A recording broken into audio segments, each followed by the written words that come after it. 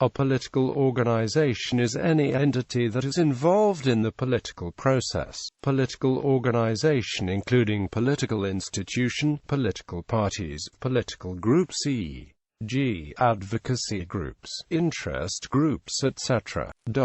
Political organizations are engaged in political activities aimed at achieving clearly defined political goals, which improve political system, benefit the interests of the members e.g. members organizing, campaign, labor unions, etc. While parties are one type of political organization that enlisted with election authority and engage in some or all of those activities, they are distinct in that they typically focus on supporting candidates for public office, winning elections and forming government. Political parties. The most well-known type of political organization is the political party. Political parties are directly involved in the political processes of countries with party systems, of which there are several types. Some of the most common types are democratic multi-party systems, single-party dictatorships, and US-style two-party systems.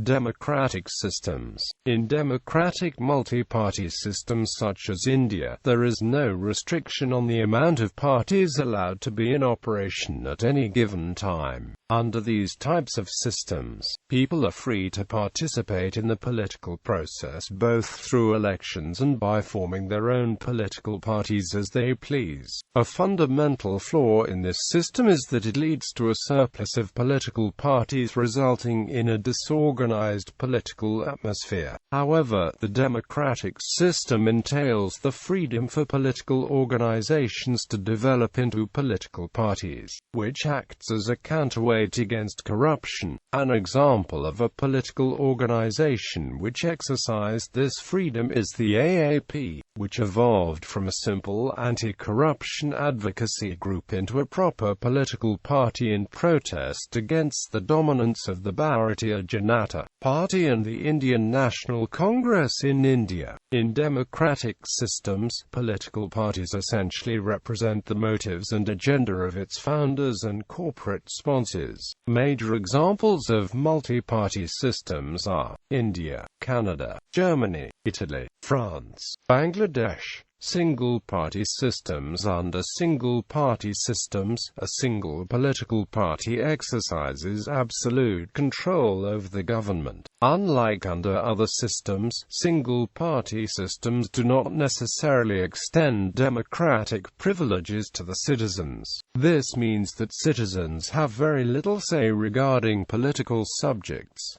Major examples of single-party systems are North Korea, Cuba, China. Two-party systems. Two-party systems are similar to multi-party systems in that power is not concentrated in one party and that parties have to consider the opinion of the general public in order to retain power by winning elections. However, two-party systems restrict the people's democratic rights by not authorizing the citizens to found their own political parties. Most two-party systems are technically multi-party systems, but all power is effectively concentrated amongst two parties or coalitions. Example of two-party systems is United States. Party coalitions. Another type of political organization is the party coalition. A party coalition is a group of political parties operating together in parliament. Oftentimes, party coalitions are formed after elections have taken place and no party has clearly won a majority seat in parliament. Other coalitions are formed prior to elections and are effectively agreements between two or more parties to run jointly in elections and to pursue similar agendas.